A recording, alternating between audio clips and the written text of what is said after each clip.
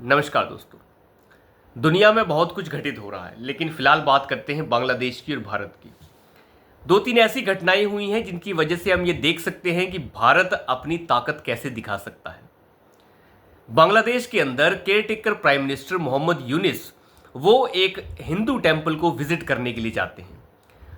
बांग्लादेश के अंदर इतना ज़्यादा ड्रामा चल रहा है, तरह तरह की खबरें निकल कर आ रही हैं कि वहाँ पे अल्पसंख्यक समुदाय जो हिंदू समुदाय है और दूसरे अल्पसंख्यक समुदाय हैं उनके साथ बहुत ज़्यादा अत्याचार हो रहा है। लेकिन इस गंदे माहौल के बीच में मोहम्मद यूनिस ढाका के ढाकेश्वरी टेम्पल को विजिट करते हैं और शांति की स्थापना का संदेश देते हैं। एक दिन पहले वो वैसे भी कह चुके हैं कि अगर हिंदुओं के साथ अत्याचार बंद नहीं हुआ तो मैं इस्तीफा दे दूंगा। वहां के होम मिनिस्टर ये कह चुके हैं कि मैं हिंदुओं से माफी मांगता हूं, हम उनकी रक्षा नहीं कर पा रहे हैं, लेकिन हम इसके लिए वचनबद्ध हैं।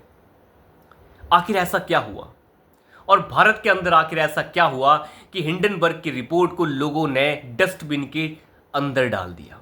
राहुल गांधी पूरी कोशिश करते रहे और उनके दलाल मीडिया के साथी भी कोशिश करते रहे, लेकिन उस रिपोर्ट को लोगों ने डस्टबिन में डाल दिया। ये हिंडनबर्ग की रिपोर्ट पहले भी आ चुकी है जिसमें पता नहीं क्या क्या दावे किए गए थे कि अडानी ने ये, अडानी ने वो और पता नहीं क्या क्या दावे, लेकिन सुप्रीम कोर्ट ने उन सभी दावों को खारिज कर दिया था। और सुप्रीम कोर्ट की 5 सदस्यीय जो कमेटी थी उसने ये कहा था कि हिंडनबर्ग के अंदर कुछ भी नहीं है और इसकी रिपोर्ट्स जो हैं वो बेबुनियादी हैं। लेकिन राहुल गांधी आज भी यही कह रहे हैं कि भारत के अंदर निवेश करने वाले जो लोग हैं वो अभी भी सतर्क हो जाएं। भारत के अंदर जितने भी निवेश करने वाले लोग हैं वो निवेश ना करें। और राहुल गांधी ने तो ये अपील कर दी हिंडनबर्ग की नई रिपोर्ट आने के बाद कि कोई भी भारत के अंदर निवेश ना करे, क्योंकि यहाँ पर जो है सब गड़बड़ चल रहा है। ये सेक्टर पूरा का पूरा जो है खराब हो चुका है, इन्वेस्ट करना बेकार है। राहुल गांधी फिर खुद क्यों इन्वेस्ट करते हैं? मैंने सुना है उनकी जो इन्वेस्टमेंट है पिछले लगभग 10 सालों में 59% राइज हो चुकी है। तो राहुल गांधी इतनी बड़ी बात कैसे बोल देते हैं कि भैया कि कोई इन्वेस्ट ना करे क्योंकि सारा सिस्टम करप्ट है? आपके पास क्या सबूत है? सुप्रीम कोर्ट जिस रिपोर्ट को खारिज कर चुका है, सुप्रीम कोर्ट के ऊपर राहुल गांधी को भरोसा नहीं है, न्यायपालिका के ऊपर इनको भरोसा नहीं है। कल परसों मनीष सिसोदिया कह रहा था मुझे सुप्रीम कोर्ट के ऊपर ही सिर्फ भरोसा है। संजय सिंह कह रहा था मुझे तो सिर्फ सुप्रीम कोर्ट पे ही भरोसा है। पवन खेड़ा कह रहा था कि मुझे जमानत दे दी उन्होंने, मुझे अरेस्ट नहीं होने दिया, मुझे तो सुप्रीम कोर्ट पे ही भरोसा है।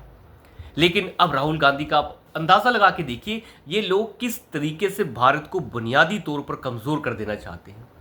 एक भारत की सबसे बड़ी, दूसरी सबसे बड़ी पार्टी और लोकसभा में सबसे बड़ी विपक्षी पार्टी का जो नेता है वो कह रहा है कि भारत के लोग इन्वेस्ट ना करें, वो शेयर मार्केट में बिल्कुल इन्वेस्ट ना करें क्योंकि ये मार्केट खराब हो चुकी है, गलत लोगों से भरी हुई है।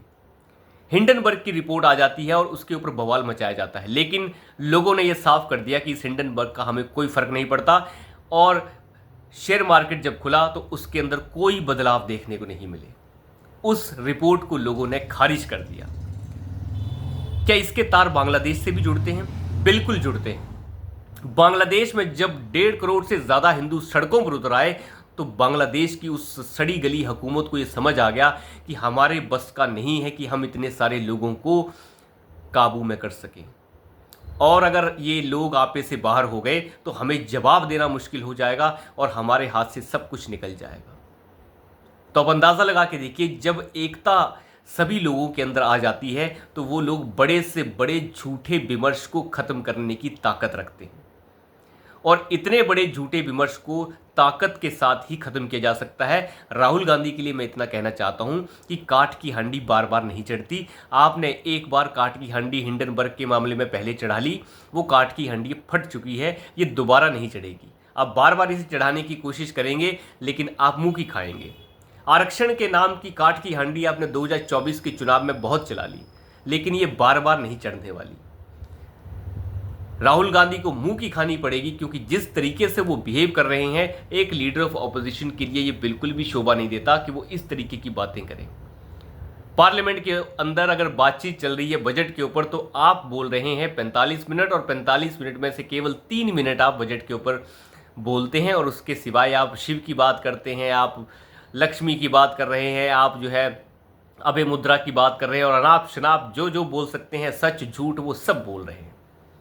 तो ऐसी बातें अगर लीडर ऑफ ऑपोजिशन कर रहा है तो आप अंदाज़ा लगा के देख सकते हैं कि उनका कहने का तात्पर्य क्या है। और वीडियो जारी कर कर कहा जा रहा है कि हिंडनबर्ग की नई रिपोर्ट आ गई है और नई रिपोर्ट के हिसाब से सिस्टम पूरा करप्ट है, ये है वो है, सेबी के जो चीफ हैं वो करप्ट हैं और ऐसे है और वैसे है, आप लोग निवेश मत कीजिए। अंदाजा लगा के देखिए बात करने का तरीका इन लोगों का क्या है। निवेश मत कीजिए, ये कौन होते हैं ऐसे कहने वाले? क्या सबूत है आपके पास? मुझे तो कभी कभी बिल्कुल घबराहट होती है कि किस तरीके से भारत सरकार जो है ऐसे लोगों के सामने खड़ी है। इन लोगों के खिलाफ तो सख्त से सख्त एक्शन होना चाहिए। राहुल गांधी को साथ ही ये भी बताना चाहिए था कि हिंडनबर्ग की पहली रिपोर्ट जो आई थी, सुप्रीम कोर्ट का उसके ऊपर क्या कहना है। सुप्रीम कोर्ट की इतनी बड़ी बेंच उसके ऊपर फैसला सुना चुकी है, 5 सदस्यीय कमेटी जो है उसकी जांच में लगाई गई, वो अपना फैसला दे चुकी है, लेकिन राहुल गांधी को उन चीज़ों पे यकीन नहीं है। राहुल गांधी को हिंडनबर्ग पे यकीन है, जो संस्था का ना कोई सिर है, ना पैर है, ना उसकी कोई अपनी मान्यता है, ना तो उसको अमेरिका के अंदर कोई वजूद है जिसका, लेकिन इन लोगों को उसी का नैरेटिव चलाना है। बांग्लादेश में जिस तरीके से हिंदुओं ने इकट्ठा होकर दिखाया, वैसे ही एकता जो है भारत के अंदर भी दिखाने की आवश्यकता है, क्योंकि हर बड़ी ताकत चाहती है कि भारत की जो अर्थतंत्र है उसे बर्बाद कर दिया जाए, लेकिन ये होगा नहीं। बड़े सी बड़ी ताकतें भी झुक जाती हैं अगर एकता हो। जो काठ की हांडी बार बार चढ़ाने की कोशिश हो रही है, उस नैरेटिव में राहुल गांधी फेल साबित हो रहे हैं। ये अपने आप को जनेऊधारी पंडित कहलाने वाले, पता नहीं कौन से पंडित हैं, ये हमारे समझ के तो बाहर है। ना ये इधर के हैं ना उधर के हैं, वो तो अनुराग ठाकुर ने बता ही दिया है कि कौन सी जात के हो। पता नहीं कौन सी जात है इनकी, वो तो समझ के बाहर है। या पारसी हैं या हिंदू हैं या फिर पता नहीं ये क्रिश्चियन है, ईसाई हैं, क्या है, कुछ समझ के बाहर है क्या है। खैर वो तो वही जाने, लेकिन कुल मिला के बात देखी जाए तो राहुल गांधी जैसों का नैरेटिव फेल हो रहा है। ये झूठ के पुनिंदे हैं, सुबह शाम केवल झूठ बोलेंगे। ये नहीं बताएंगे कि हिंडनबर्ग की पहली रिपोर्ट जिसके ऊपर तुमने इतना बवाल किया, उस रिपोर्ट में आखिर सुप्रीम कोर्ट को क्या मिला। फिर ये कह देंगे सुप्रीम कोर्ट भी कॉम्प्रोमाइज़ हो चुका है। इनका जो मन करता है ये वही बोलते हैं। इन्हें शायद यकीन नहीं है या फिर इन्हें अंदाज़ा नहीं है कि अगर प्रधानमंत्री मोदी तानाशाही पर उतर आएंगे तो इन्हें जो है सांस लेने का भी मौका नहीं मिलेगा। ये भागते फिरेंगे यहाँ से। आखिर डर किस बात का है राहुल गांधी को? 56 से 52 सीटों से जब 99 सीटें हो जाती हैं तो उसको तानाशाही नहीं कहते हैं, उसे कहते हैं कि लोकतंत्र बेहतरीन तरीके से चल रहा है। ये भाजपा को शौक नहीं है कि अपनी सीटें 300 से घटवा के 240 करवा ले। ये जनता की ताकत है। जनता में जिस तरीके का मैसेज जाता है, जनता वैसे ही उसका रिस्पॉन्स भी करती है। लेकिन इन्हें लगता है कि ये भी जो है मोदी ने अपनी तरफ से करवा दिया, कि अपनी सीटें कम करवा लेते हैं इस बार, कोई दिक्कत नहीं है, इनका नैरेटिव चलने देते हैं। ये बहुत बड़े बेवकूफ़ हैं और दूसरों को बेवकूफ़ ज़्यादा समझते हैं। लेकिन जनता जनार्दन है, जो भी है, आखिरकार बांग्लादेश की जनता ने ये साबित किया है, बांग्लादेश की खासतौर पर जो हिंदू जनता है उसने ये साबित किया है कि एकता के आगे किसी को भी झुकाया जा सकता है। बांग्लादेश की वो सड़ी गली सरकार जो फिलहाल चल रही है, वो सरकार जो है औंधे मुँह गिरी है हिंदुओं के एक बार की ललकार पे ही। तो अभी के लिए इतना ही, धन्यवाद।